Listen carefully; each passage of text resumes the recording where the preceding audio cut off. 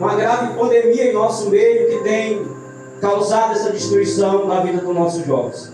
Percebe comigo que quando morre um jovem, espiritual ou a matéria, não morre ali só um jovem, mas ali morre uma geração.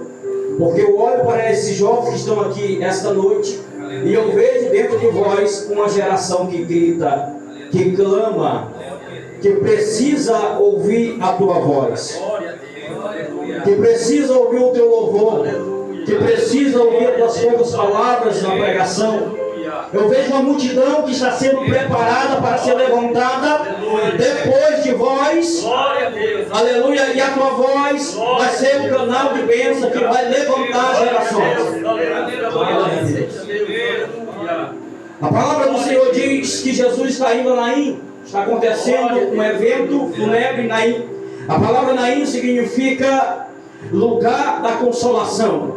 Observa comigo que você vai entender que Naim não é uma cidade. Naim é uma aldeia com um treinamento de 4.000 pessoas na região. É uma pequena vila, uma pequena aldeia com poucas pessoas.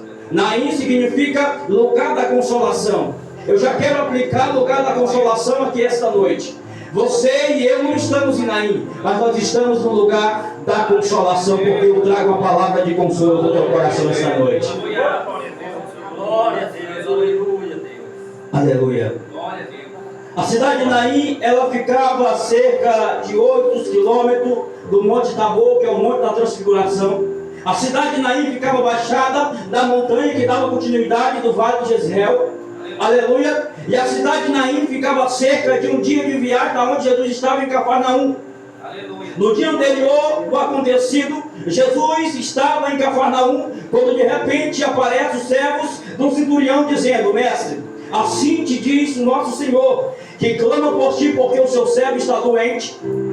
E ele está doente e é motivo, aleluia, de desespero que ele te clama, porque ele está observando e o servo está correndo risco de morte. Jesus vem acompanhando os servos do centurião, chegando perto da casa. O centurião manda outros servos dizer: olha, fala para ele que eu não sou digno que ele entre dentro da minha casa. Diga a ele que se ele der uma palavra somente, o meu servo ficará curado.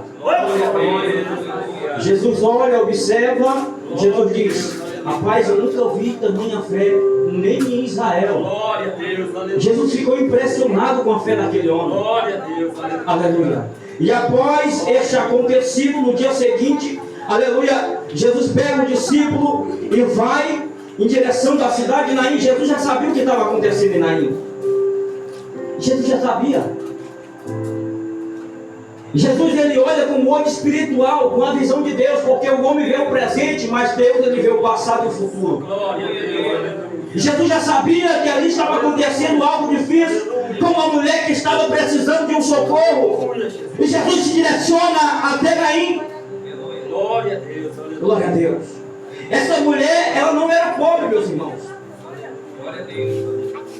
Essa mulher não era pobre. Essa mulher era boa de condição com seu esposo.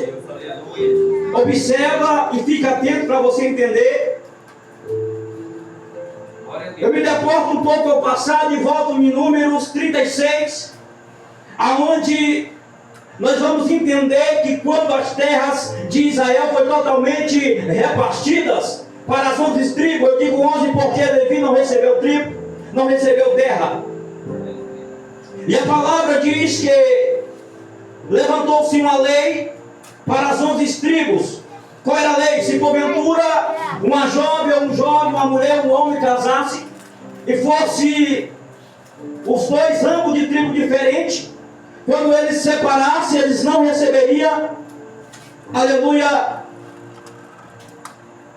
os bens, a herança do esposo ou esposo da esposa. Essa mulher e este homem se casaram, eram ambos de tribo diferente. E o que acontece aqui é que aquele homem era bem sucedido em Naim. Eu estou só dando uma explicação, vou começar a pegar daqui a pouquinho. E quando ele morre, a mulher não tem direito aos bens. O único bem que restou para aquela mulher, profeta de Deus, foi o menino. menino. A única esperança daquela mulher era o menino. Por quê? Porque aquele menino ia crescendo e ia sustentando a sua mãe. Só que agora o menino vai morrer. O menino tinha cerca de 14 a 16 anos quando morre. Eu acredito que se fosse na época de hoje, ele conseguia capinar um quintal, vender um picolé, comprar 1 quilo de arroz e levar no final da tarde para sua mãe cozinhar, para poder se alimentar. E a palavra do Senhor disse que agora a única esperança, os sonhos, os projetos da mulher que estava depositada no menino, agora vai morrer. E quando eles se casavam de tribo diferente e o esposo morria, a mulher ficava dispersa e ela não podia voltar para a casa do pai novamente. Ela não podia chegar na casa do pai e dizer: olha, pai, deu errado, o esposo morreu, separamos, eu estou de volta. Não podia. Ela tinha que se virar. Se não tivesse filho, ela ia viver mendigando até chegar o dia da sua morte. Se você olhar com o olho natural, irmãos, não tinha esperança alguma para aquela mulher. Aí você imagina, o menino agora está doente. E de repente os vizinhos escutam um grito dentro da sua casa. E os vizinhos correm para ver o que está acontecendo dentro da casa da mulher. E quando eles se deparam com a situação que o menino está morto, a notícia se espalha em torno de Naim, que o filho da viúva morreu. Você imagina o tamanho do clamor, o desespero daquela mulher. Nós vemos hoje que tem mulher que tem 7 filhos, morreu um. A mulher falta pouco endoidada, depressão. E ela era o único filho, a única esperança que ela tinha no filho e morreu. De repente se espalha na cidade de Naim, no povoado, que o filho da viúva morreu. Aí você imagina comigo, porque sempre tem um fofoqueiro, língua grande, que vai sair dizendo: olha, acabou a história, já era. No violino eu não falei que não ia dar certo? Eu não falei que ia acabar? Eu não falei que a história dela não ia ter sucesso? A situação chegou até o principal da cidade, o prefeito, melhor dizendo assim, se fosse hoje era prefeito. E ele não podendo fazer muita coisa, ele viu um grupo, irmãos. Presta atenção para você entender. Ele viu um grupo para a casa da mulher. Um grupo de cerimonialista fúnebre. Eram pessoas que eram pago para chorar na desgraça alheia. Não era choro de verdade, era choro artificial, choro mentiroso. Chegaram até a casa da mulher, pegaram o corpo do menino, prepararam porque tinha esquife. Esquife significa paletó de madeira, caixão.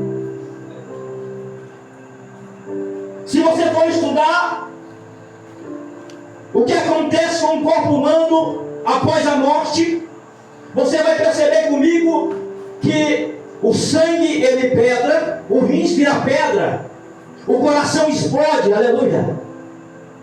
O cérebro começa a derreter. É por isso que você, quando vai no velório, que você olha, o defunto está com o nariz tampado com algodão, a boca está colada, a língua está enrolada para dentro e colada, os ouvidos estão tampados, porque depois que o ser humano morre, derrama tudo. Eles cortam a tripa que desce o canal da fezes e amarra. Quando eles não amarram, ele tira todos os órgãos de dentro para poder fazer uma preparação, aleluia, para aguentar 3, 4 dias em cima da terra.